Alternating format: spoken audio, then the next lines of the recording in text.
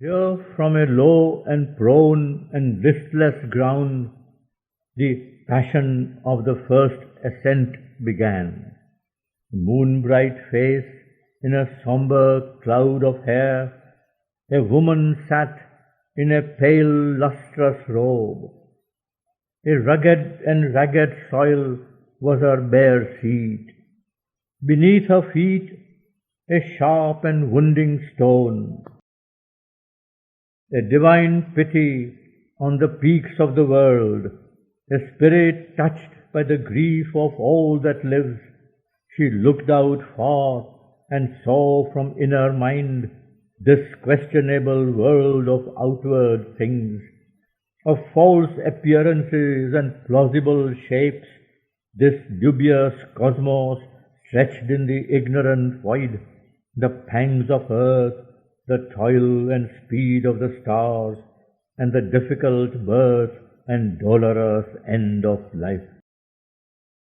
Accepting the universe as a body of woe, the mother of the seven sorrows bore the seven stabs that pierced her bleeding heart. The beauty of sadness lingered on her face.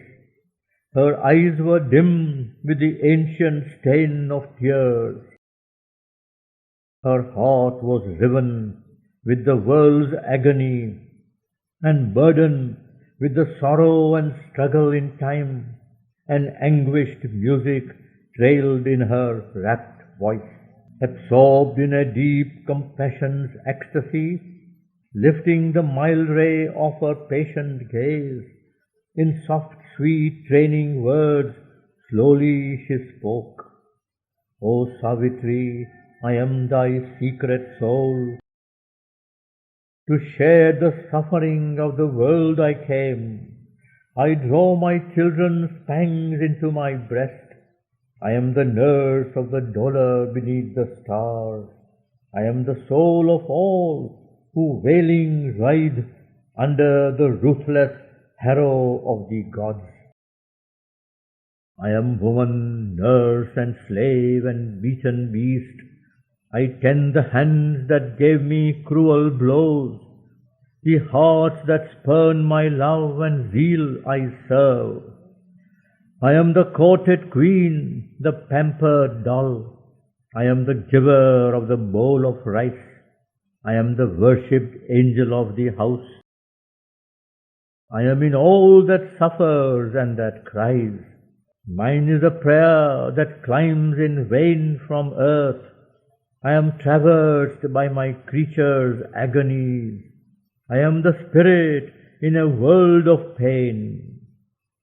The scream of tortured flesh and tortured hearts, fallen back on heart and flesh, unheard by heaven, has rent with helpless grief and wrought my soul. I have seen the peasant burning in his hut. I have seen the slashed corpse of the slaughtered child, heard woman's cry, ravished and stripped and haled amid the bayings of the hellhound mob. I have looked on, I had no power to save. I have brought no arm of strength to aid or slay. God gave me love, He gave me not His force. I have shared the toil of the yoked animal drudge, pushed by the goad, encouraged by the whip.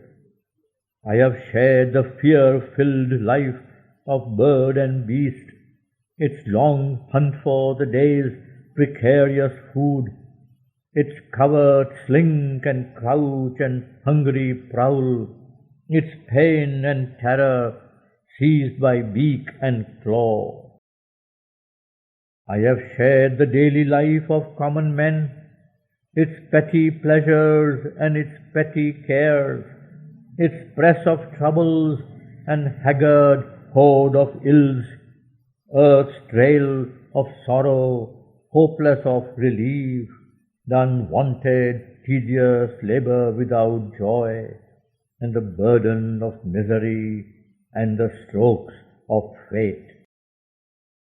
I have been pity leaning over pain, and the tender smile that heals the wounded heart, and sympathy making life less hard to bear. Man has felt near my unseen face and hands. I have become the sufferer and his moan. I have lain down with the mangled and the slain. I have lived with the prisoner in his dungeon cell. Heavy on my shoulders weighs the yoke of time, nothing refusing of creation's load. I have borne all and know I still must bear. Perhaps when the world sinks into a last sleep, I too may sleep in dumb, eternal peace.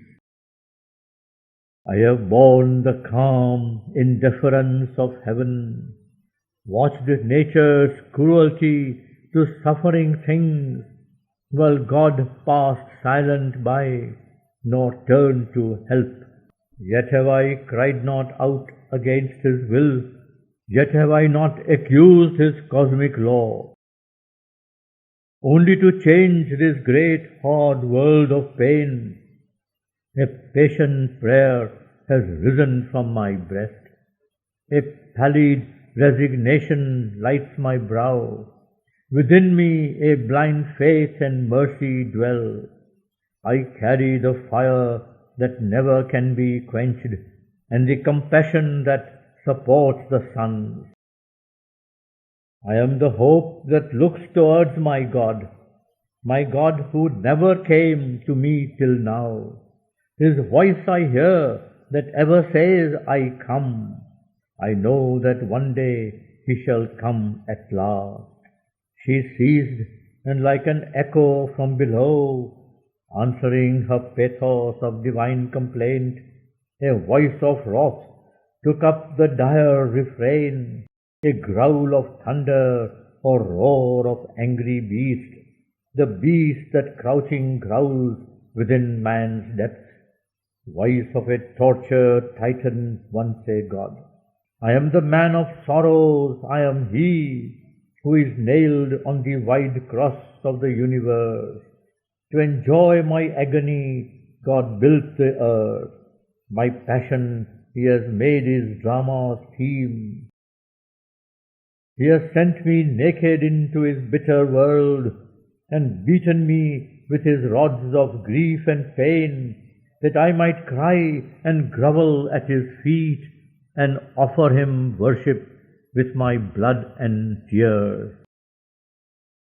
I am Prometheus under the vulture's beak, man the discoverer of the undying fire. In the flame he kindled, burning like a moth. I am the seeker who can never find. I am the fighter who can never win. I am the runner who never touched his goal. Hell tortures me with the edges of my thought. Heaven tortures me with the splendor of my dreams. What profit have I of my animal birth? What profit have I of my human soul? I toil like the animal die. I am man the rebel, man the helpless serf. Fate and my fellows cheat me of my wage. I loosen with my blood my servitude's seal, and shake from my aching neck the oppressor's knees, only to seat new tyrants on my back. My teachers lesson me in slavery. I am shown God's stamp and my own signature upon the sorry contract of my fate. I have loved, but none has loved me since my birth. My fruit of works is given to other hands. All that is left me is my evil thoughts, my sordid quarrel against God and man, envy of the riches that I cannot share, hate of a happiness that is not mine. I know my fate will ever be the same. It is my nature's work that cannot change. I have loved for mine, not for the beloved's sake. I have lived for myself and not for others' lives. Each in himself is soul by nature's law. So God has made his harsh and dreadful world. So has he built the petty heart of man. Only by force and use can man survive. For pity is a weakness in his breast. His goodness is a laxity in the nerves. His kindness an investment for return. His altruism is ego's other face. He serves the world that him the world may serve. If once the Titan's strength could wake in me, if Enceladus from Aetna could arise, I then would reign the master of the world, and like a god enjoy man's bliss and pain. But God has taken from me the ancient force. There is a dull consent in my sluggish heart, a fierce satisfaction with my special pangs, as if they made me taller than my kind. Only by suffering can I excel. I am the victim of titanic ills. I am the doer of demoniac deeds. I was made for evil. Evil is my lot. Evil I must be, and by evil live. Not other can I do, but be myself. What nature made me, that I must remain. I suffer and toil and weep. I moan and hate. And Savitri heard the voice, the echo heard, and turning to her being of pity spoke, Madonna of suffering, Mother of grief divine, thou art a portion of my soul put forth to bear the unbearable sorrow of the world. Because thou art, men yield not to their doom, but ask for happiness and strive with fate. Because thou art, the wretched still can hope, but thine is the power to solace, not to save. One day I will return, a bringer of strength, and make thee drink from the Eternal's cup. His streams of force shall triumph in thy limbs, and wisdom's calm control thy passionate heart. Thy love shall be the bond of humankind, compassion the bright key of nature's acts. Misery shall pass, abolished from the earth. The world shall be freed from the anger of the beast, from the cruelty of the Titan and his pain. There shall be peace and joy for evermore. On passed she in her spirit's upward route, an ardent grandeur climbed mid ferns and rocks. A quiet wind flattered the heart to warmth. A finer perfume breathed from slender trees. All grew beautiful, subtle and high and strange.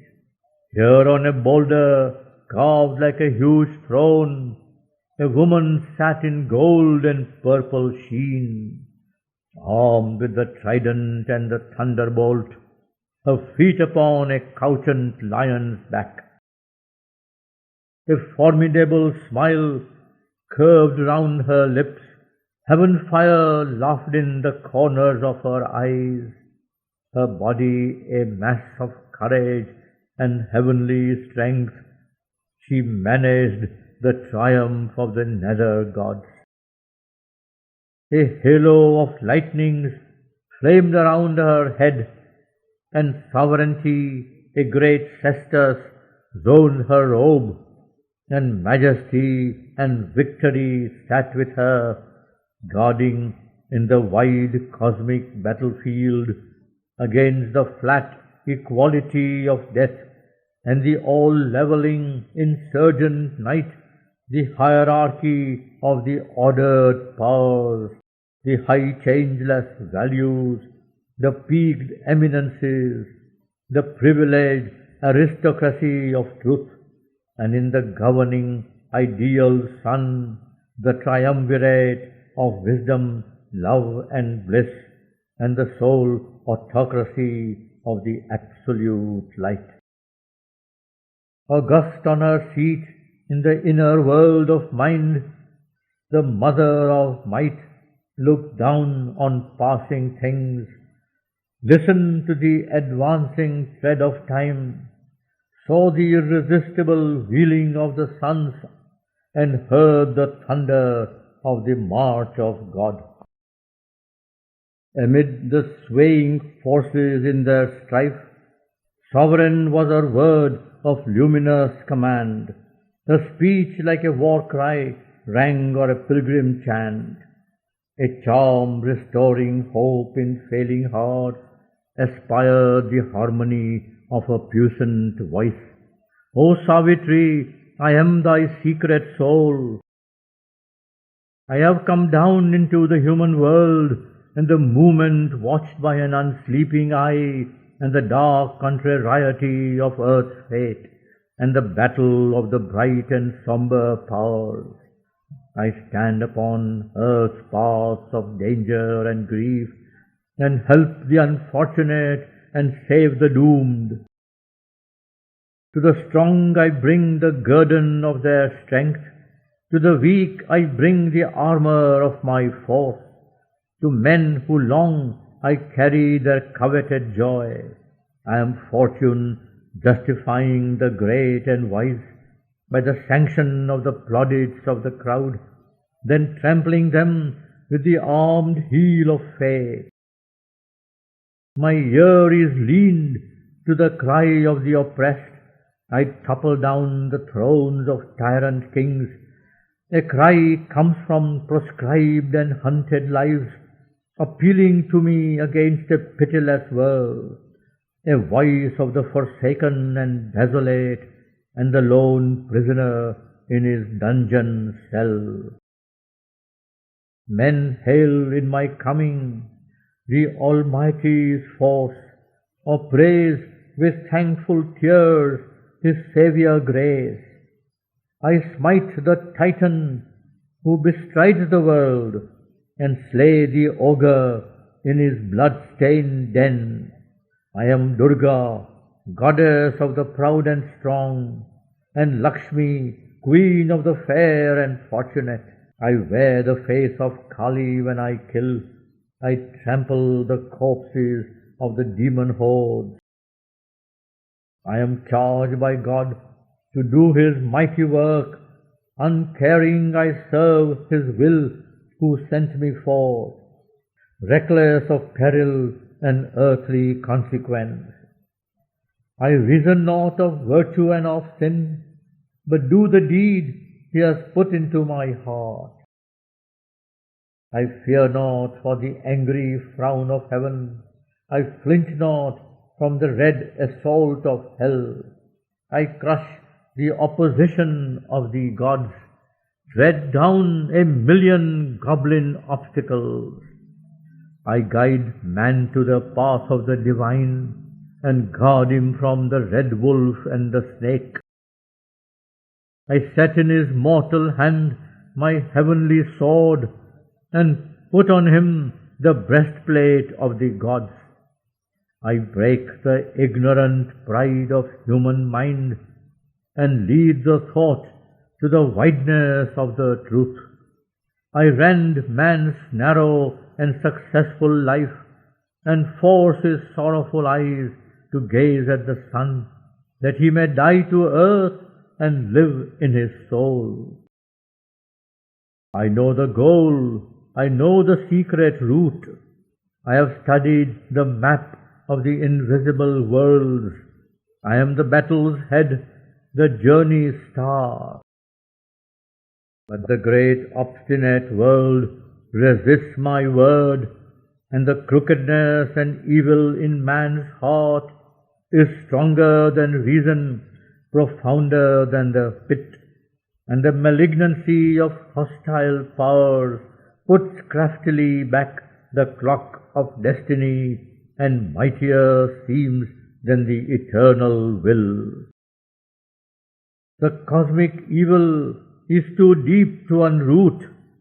The cosmic suffering is too vast to heal. A few I guide who pass me towards the light. A few I save, the mass falls back unsaved. A few I help, the many strive and fail. But my heart I have hardened, and I do my work. Slowly the light grows greater in the east. Slowly the world progresses on God's road. His seed is on my tusk, it cannot fail. I shall hear the silver swing of heaven's gates when God comes out to meet the soul of the world. She spoke, and from the lower human world an answer, a warped echo, met her speech. The voice came through the spaces of the mind of the dwarf titan, the deformed, chained god, who strives to master his nature's rebel stuff and make the universe his instrument. The ego of this great world of desire claimed earth and the wide heavens for the use of man, head of the life it shapes on earth, its representative and conscious soul, and symbol of evolving light and force, and vessel of the Godhead that must be. A thinking animal, nature's struggling lord, has made of her his nurse and tool and slave, and pays to her as wage and emolument, inescapably by a deep law in things, his heart's grief and his body's death and pain. His pains are her means to grow, to see and feel. His death assists her immortality. A tool and slave of his own slave and tool, he praises his free will and his mastermind, and is pushed by her upon her chosen path. Possessor he is possessed, and ruler ruled, her conscious automaton, her desires dupe. His soul is her guest, a sovereign mute inert, his body her robot, his life her way to live, his conscious mind her strong, revolted serf. The voice rose up and smote some inner sun. I am the heir of the forces of the earth. Slowly I make good my right to my estate. A growing Godhead in her divinized mud, I climb, a clement to the throne of heaven. The last born of the earth, I stand the first. Her slow millenniums waited for my birth. Although I live in time besieged by death, precarious owner of my body and soul, housed on a little speck amid the stars, for me and my youth the universe was made. Immortal spirit in the perishing clay, I am God still unevolved in human form. Even if he is not, he becomes in me. The sun and moon are lights upon my path. Air was invented for my lungs to breathe, conditioned as a wide and wall-less space for my winged chariot's wheels to cleave a road. The sea was made for me to swim and sail and bear my golden commerce on its back. It laughs, cloven by my pleasure's gliding keel, I laugh at its black stare of fate and death. The earth is my floor, the sky my living's roof. All was prepared through many a silent age. God made experiments with animal shapes. Then only when all was ready I was born. I was born weak and small and ignorant, a helpless creature in a difficult world, traveling through my brief years with death at my side. I have grown greater than nature, wiser than God. I have made real what she never dreamed. I have seized her powers and harnessed for my work. I have shaped her metals and new metals made. I will make glass and raiment out of milk, make iron velvet, water unbreakable stone, like God in his astuce of artist's skill, mold from one primal plasm protean forms, in single nature multitudinous lives, all that imagination can conceive, in mind intangible, remold anew, in matters plastic, solid and concrete. No magic can surpass my magic skill. There is no miracle I shall not achieve. What God imperfect left, I will complete. Out of a tangled mind and half-made soul, his sin and error I will eliminate. What he invented not, I shall invent. He was the first creator, I am the last. I have found the atoms from which he built the world, the first tremendous cosmic energy. Mission shall leap to slay my enemy kin, expunge a nation or abolish a race. Let silence leave where there was laughter and joy. For the fissured invisible shall spend God's force to extend my comforts and expand my wealth, to speed my car which now the lightnings drive, and turn the engines of my miracles. I will take his means of sorcery from his hands, and do with them greater wonders than his best. Yet through it all I have kept my balanced thought. I have studied my being. I have examined the world. I have grown a master of the arts of life. I have tamed the wild beast, trained to be my friend. He guards my house, looks up, waiting my will. I have taught my kind to serve and to obey. I have used the mystery of the cosmic waves to see far distance and to hear far words. I have conquered space and knitted close all earth. Soon I shall know the secrets of the mind. I play with knowledge and with ignorance, and sin and virtue my inventions are. I can transcend or sovereignly use.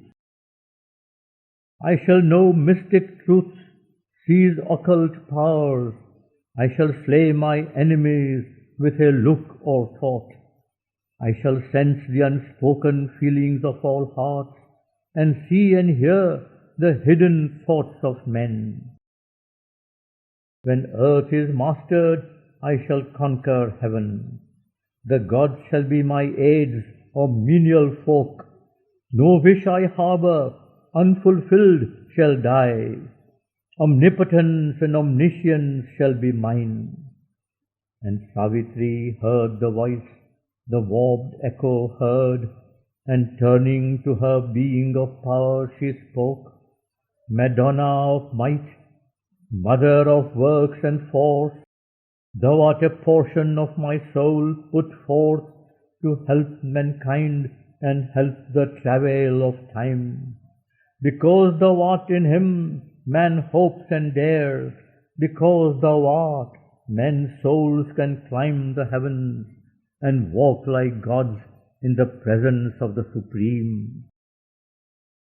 But without wisdom, power is like a wind. It can breathe upon the heights and kiss the sky. It cannot build the extreme, eternal things. Thou hast given men strength, wisdom thou couldst not give. One day I will return, a bringer of light. Then will I give to thee the mirror of God. Thou shalt see self and world as by him they are seen, reflected in the bright pool of thy soul. Thy wisdom shall be vast as vast thy power. Then hate shall dwell no more in human hearts, and fear and weakness shall desert men's lives. The cry of the ego shall be hushed within, its lion roar that claims the world as food. All shall be might and bliss and happy force.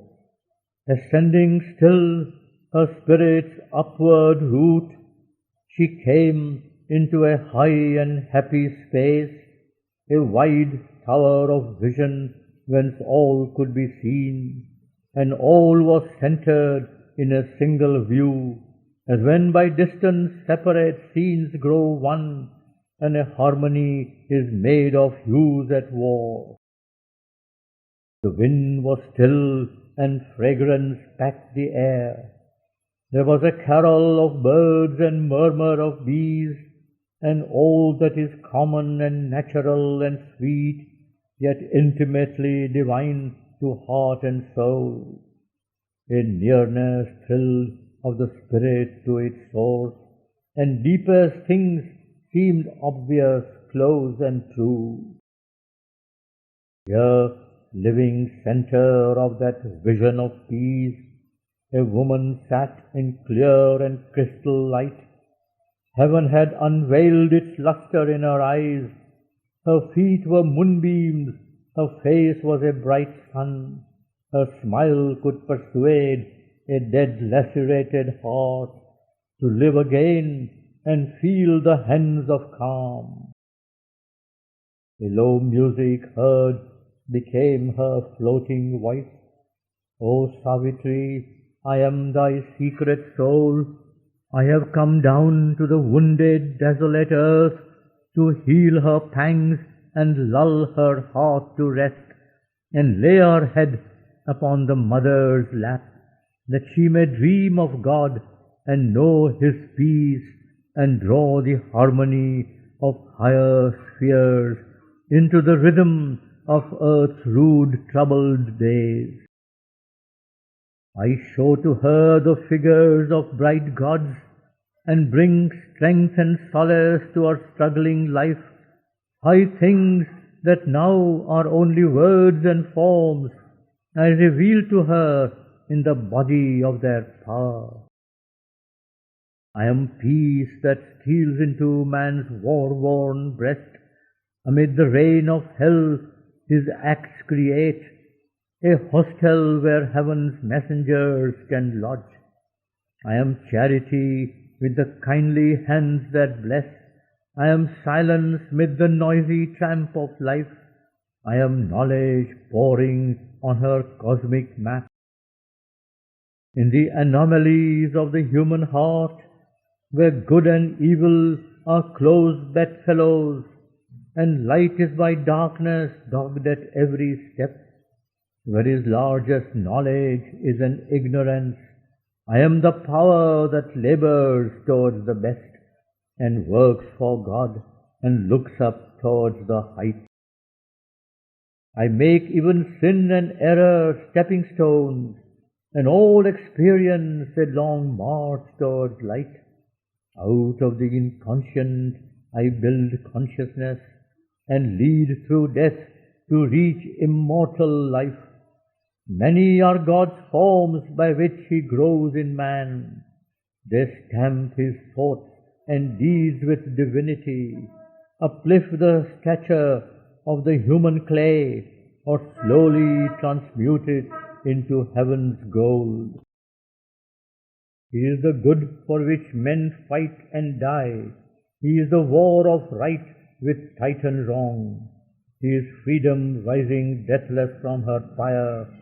He is valor guarding still the desperate path, or lone and erect on the shattered barricade, or a sentinel in the dangerous echoing night.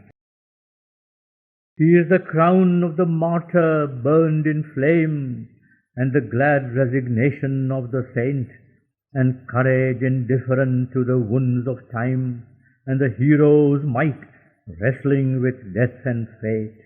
He is wisdom incarnate on a glorious throne, and the calm autocracy of the sage's rule. He is the high and solitary thought, aloof above the ignorant multitude. He is the prophet's voice, the sight of the seer. He is beauty, nectar of the passionate soul. He is the truth by which the spirit lives.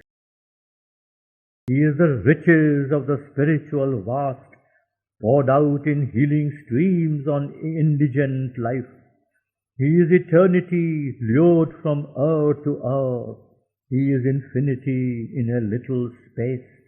He is immortality in the arms of death. These powers I am, and at my call they come. Thus slowly I lift man's soul nearer the light. But human mind clings to its ignorance, and to its littleness the human heart, and to its right to grief the earthly life. Only when eternity takes time by the hand, only when infinity weds the finite thought, can man be free from himself and live with God. I bring meanwhile the gods upon the earth. I bring back hope to the despairing heart. I give peace to the humble and the great, and shed my grace on the foolish and the wise. I shall save earth if earth consents to be saved. Then love shall at last unwounded tread earth's soil. Man's mind shall admit the sovereignty of truth, and body bear the immense descent of God. She spoke, and from the ignorant nether plane a cry, a warped echo naked and shuddering came. A voice of the sense-shackled human mind carried its proud complaint of godlike power, hedged by the limits of a mortal's thoughts, bound in the chains of earthly ignorance. Imprisoned in his body and his brain, the mortal cannot see God's mighty whole, or share in his vast and deep identity, who stands unguessed within our ignorant hearts, and knows all things because he is one with all. Man only sees the cosmic surfaces, then wondering what may lie hid from the sense, a little way he delves to depths below. But soon he stops, he cannot reach life's core, or commune with the throbbing heart of things. He sees the naked body of the truth, though often baffled by her endless garbs, but cannot look upon her soul within. Then furious for a knowledge absolute, he tears all details out and stabs and digs.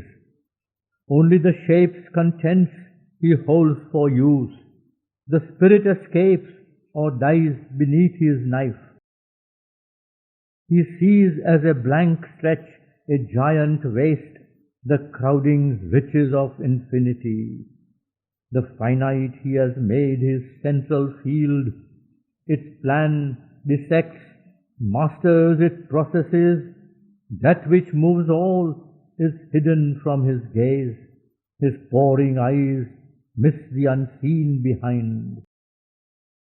He has the blind man's subtle, unerring touch, or the slow traveller's sight of distant scenes. The soul's revealing contacts are not his, yet is he visited by intuitive light, and inspiration comes from the unknown, but only reason and sense he feels as sure. They only are his trusted witnesses. Thus is he bogged, his splendid effort vain. His knowledge scans bright pebbles on the shore of the huge ocean of his ignorance. Yet grandiose were the accents of that cry. A cosmic pathos trembled in its tone. I am the mind of God's great ignorant world, ascending to knowledge by the steps he made. I am the all-discovering thought of man. I am a God fettered by matter and sense, an animal prisoned in a fence of thorns, a beast of labor asking for his food, a smith tied to his anvil and his forge. Yet have I loosened the cord, enlarged my room. I have mapped the heavens and analyzed the stars, described their orbits through the grooves of space, measured the miles that separate the suns, computed their longevity in time. I have delved into earth's bowels and torn out the riches guarded by her dull brown soil. I have clasped the changes of her stony crust, and of her biography discovered the dates, rescued the pages of all nature's plan. The tree of evolution I have sketched, each branch and twig and leaf in its own place. In the embryo tracked the history of forms, and the genealogy framed of all that lives. I have detected plasm and cell and gene. The protozoa traced man's ancestors, the humble originals from whom he rose. I know how he was born and how he dies. Only what end he serves I know not yet, or if there is aim at all, or any end, or push of rich, creative, purposeful joy in the wide works of the terrestrial power. I have caught her intricate processes, none is left. Her huge machinery is in my hands. I have seized the cosmic energies for my use. I have poured on her infinitesimal elements, and her invisible atoms have unmasked. All matter is a book I have perused. Only some pages now are left to read. I have seen the ways of life, the paths of mind. I have studied the methods of the ant and ape, and the behavior learned of man and worm. If God is at work, His secrets I have found, but still the cause of things is left in doubt. Their truth flees from pursuit into a void. When all has been explained, nothing is known. What chose the process, whence the power sprang, I know not, and perhaps shall never know. A mystery is this mighty nature's birth. A mystery is the elusive stream of mind. A mystery the protean freak of life. What I have learnt, chance sleeps to contradict. What I have built is seized and torn by fate. I can foresee the acts of matter's force, but not the march of the destiny of man. He is driven upon paths he did not choose. He falls trampled underneath the rolling wheels. My great philosophies are a reasoned guess. The mystic heavens that claim the human soul are a charlatanism of the imagining brain. All is a speculation or a dream. In the end, the world itself becomes a doubt. The infinitesimal's jest mocks mass and shape. A laugh peals from the infinite's finite mask. Perhaps the world is an error of our sight, a trick repeated in each flash of sense. An unreal mind hallucinates the soul with a stress vision of false reality, or a dance of Maya veils the wide unborn. Even if a greater consciousness I could reach, what profit is it then for thought to win a real which is forever ineffable, or hunt to its lair the bodiless self, or make the unknowable the target of the soul? Nay, let me work within my mortal bounds, not live beyond life, nor think beyond the mind. Our smallness saves us from the infinite. In a frozen grandeur, lone and desolate, call me not to die the great eternal death, left naked of my own humanity in the chill vast of the Spirit's boundlessness. Each creature by its nature's limits lives, and how can one evade his native fate? Human I am, human let me remain, till in the inconscient I fall dumb and sleep. A high insanity, a chimera is this, to think that God lives hidden in the clay, and that eternal truth can dwell in time, and call to her to save ourself and world.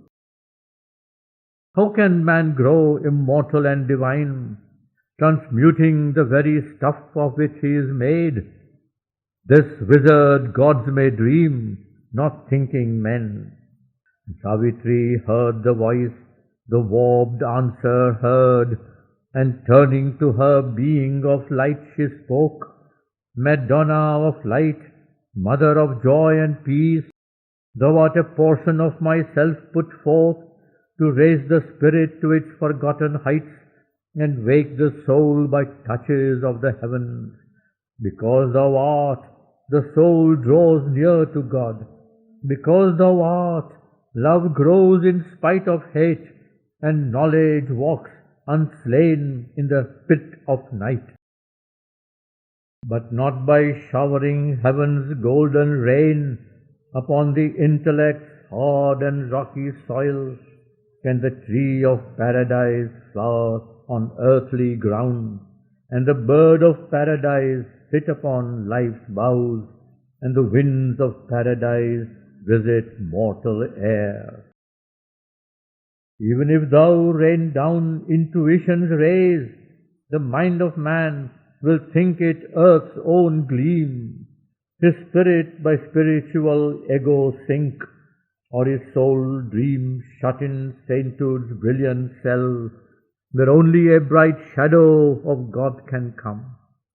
'Tis hunger for the eternal thou must nurse, and fill his yearning heart with heaven's fire, and bring God down into his body and life. One day I shall return, his hand in mine, and thou shalt see the face of the Absolute. Then shall the holy marriage be achieved, then shall the divine family be born, there shall be light and peace in all the world.